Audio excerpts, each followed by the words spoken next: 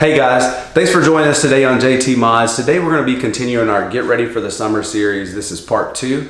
So if you've seen part 1, thank you for supporting the channel. If you haven't, part 1 is actually going to be helping us out with the video today. If you can see behind me, we've got the Freedom panels up on the wall here. Part 1, we did a series around the Zog Associates full door hanger and Freedom panel storage system. So I've just got the Freedom panels up here today and out of our way, and that may give you a clue as to what's going to be on part 2. So part 2 is we're going to install the Bestop Sunrider top.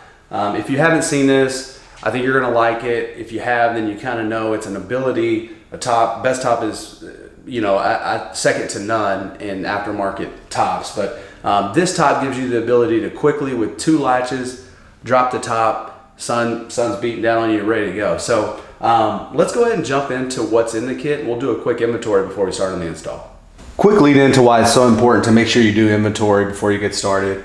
I was going to install this earlier this week, realized that the rear clamp was missing from the kit. I will give Bestop a lot of credit. I gave them a call. They immediately, no questions asked, said, hey, we'll have you another one. Took 3 days, I got it. So appreciate them taking care of that. A little disappointed that I had to wait the 3 days, but it happens, right? It's just part of it. So the only 2 things that you're going to need outside of what is provided by Bestop is vinyl tape, which is simply electrical tape, and then a T40 Torx bit. It does call for a screwdriver. I'm using a ratchet, so whatever you want to do. The rest, you've got your tie downs. This is once it's installed. If you want to tie down the top, they've included those for you. I'm not going to inventory the hardware piece by piece, but I can verify that I have, and it is all there. We've got the left and right door rails for the install, like I mentioned earlier, the rear clamp, and then last but not least, the actual top itself. So we've got everything that we need to go, so let's go ahead and get this thing on the Jeep. First step is to go ahead and clean your seals. I've got that done. Moving on to the second part, it seems very simple, but I did want to take a quick second to show you. The top has basically it has a cable that runs through here that has this Z-clip on the end, and the Z-clip fits inside of your door rail right here. So right here, your Z-clip runs through, it sets there, and that's actually where you use the vinyl tape to just kind of tape that down. We're going to do that, but I did want to take a quick second to show you, at least from the instructions, the depiction is a little misleading. It almost makes it seem as if the Z-clip is on the front of your top. So I spent some time looking for the Z-clip here. It's actually on the rear of your top. And the reason for that is because we're gonna end up mounting the top to this rail before we put it on the Jeep. Not a big deal, but just wanted to show you so that you don't spend time looking for the Z-clip in the front like I did. So I'm gonna go ahead and get the Z-clip installed and taped down, and then we'll come back on the next steps.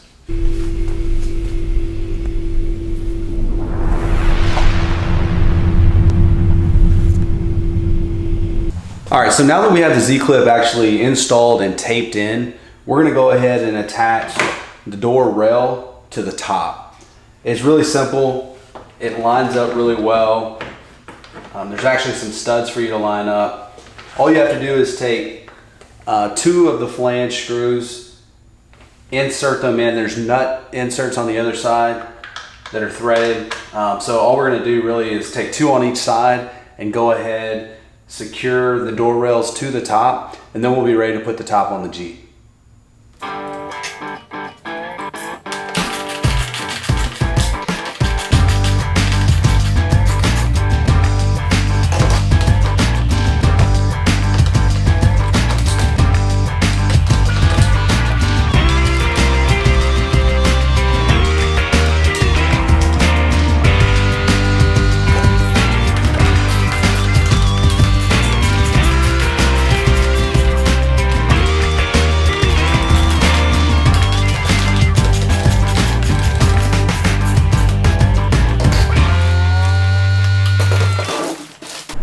Okay, I was able to get the top set on.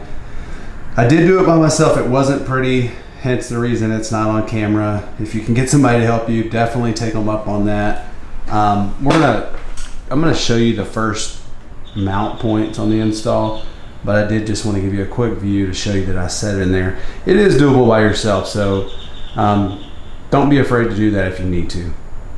So we're looking from the driver's side top down. I'm going to video this the best I can. My video crew is actually on strike, so bear with me. This first point right here, this is what makes it easy when you put it on by yourself. That actually, this part here kind of seats down. I'm going to quickly take a step down, but on the bottom side you've got your connection is on a hinge. So once you put that up, there's a hole through the Jeep, and for this particular side all you need is one of the long bolts that already has the washer, because as you can see, this part right here, well, hopefully you can see, it's threaded. The second mounting point is actually right here where you can see the shape of the nut. On that one, you're going to actually put one of the provided nuts in, and then from the bottom side here, you can see there's a hole, but that one you're going to need your nut and the provided bezel to then feed through and screw into the top where that nut's at. So again, pretty easy. Right now I've got the passenger side already mounted. I'm going to go ahead and finish mounting this, and then I think we should be at the very last point of the install. The last part of the install is the rear clamp, which is very important. Let me quickly show you why. The rear clamp does what you would think it would do. It holds the back side of the actual top down. So you can see that gap there. The rear clamp is going to be installed on the interior, and it's going to pull that tight to make sure you've got a good seal. As you can see on the Jeep, today it's been raining a little bit, so on a day like today you want to make sure that everything is tight and installed well. So let's finish that up, and then we'll be good to go to test this thing out. As I mentioned, installing the rear clamp is the last step. I was just going to walk you through that while we do it. Got the two nut plates here that we're going to connect to.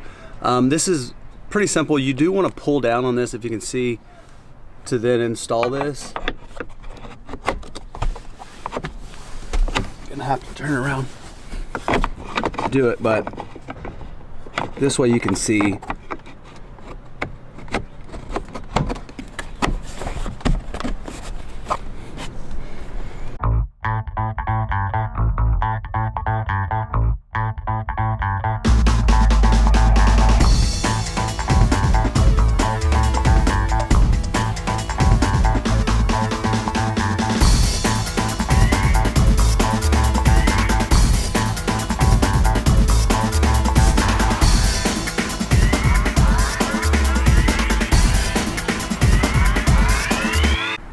I want to quickly show you just how easy this top is to operate.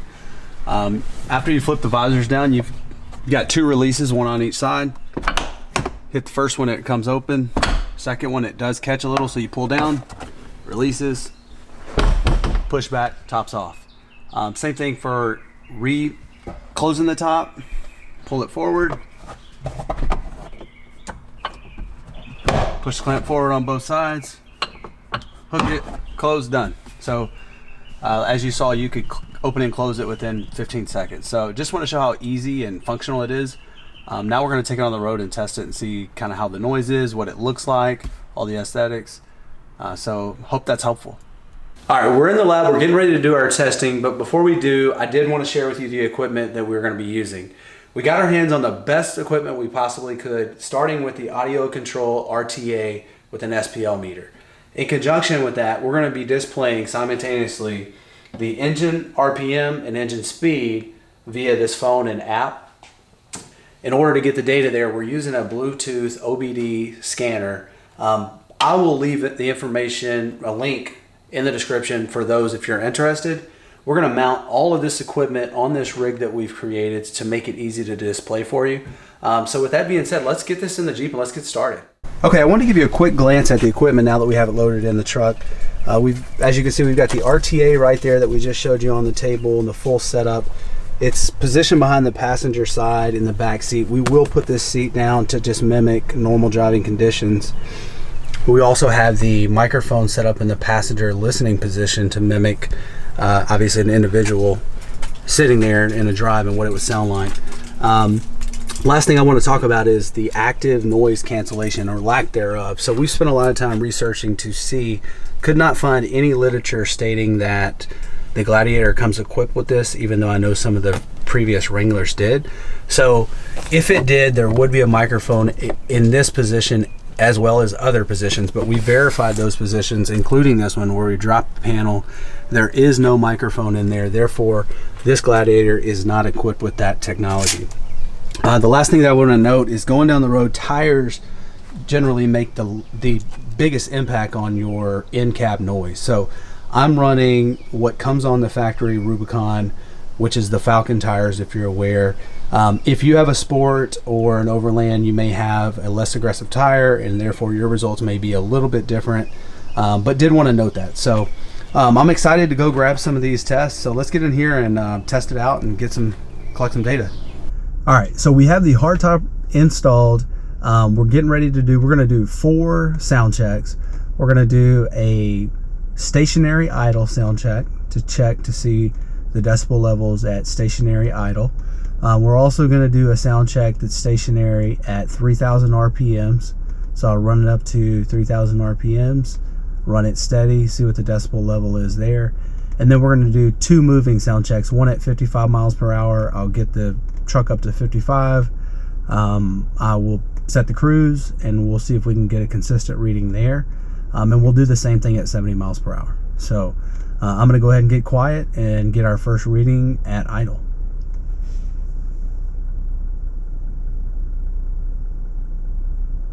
All right, next we're going to move on to stationary at 3,000 RPMs.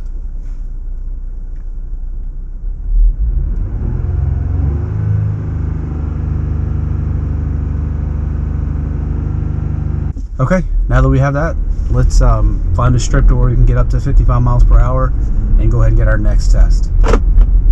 Okay, we've reached 55 miles an hour and we've got the cruise on.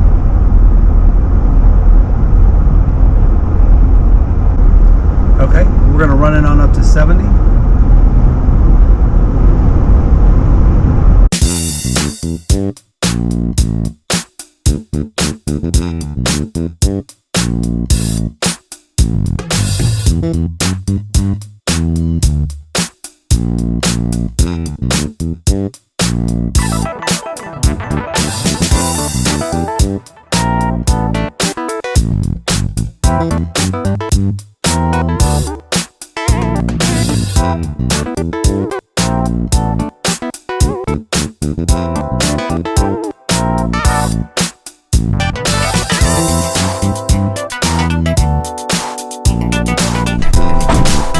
Alright guys, so as you just saw, we have the Sunrider top on now, so we've got the top switched out.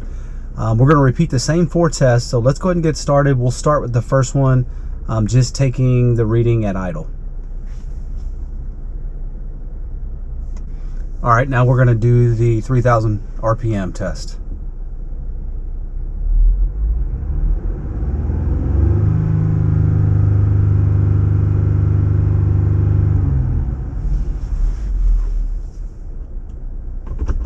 All right, now we'll move on to our drive test.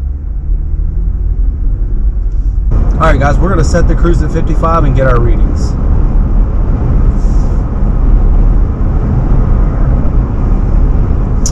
We've got our cruise set at 70 to get the reading.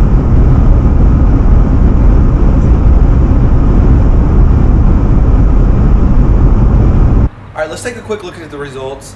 As you can see, the average change in dB level was about 1.5, a little over 1.5 dBs along all of our tests. The largest change obviously is coming at the 70 mile per hour mark. What I'll tell you is that at 70 mile per hour, 2 decibel level change is very noticeable.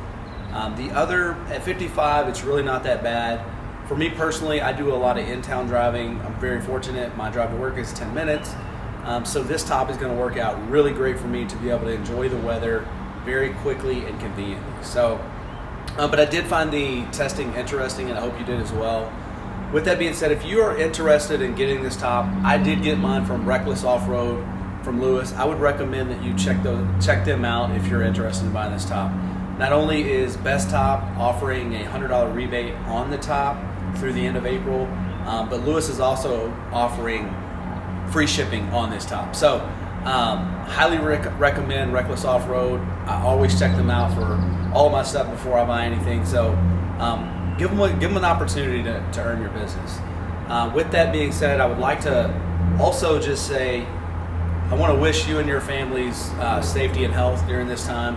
It's taken me a little bit longer to get this video done due to the circumstances of the world. So I do want to say that, and I also just want to say thank you for supporting the channel. I am going to continue to do videos on some of the products that I already have. I've got 3 or 4 things left to install before having to buy anything else. So I'm going to continue to work on those where I can. So I look forward to putting those videos out. I hope that you found this helpful and entertaining and enjoyable. So if you did, please subscribe, like the video. Right after this, I am going to show you the final results, video of the truck 360, and then also the truck coming forward and back so you can get some views of the truck. So hang around, check that out. Thanks again.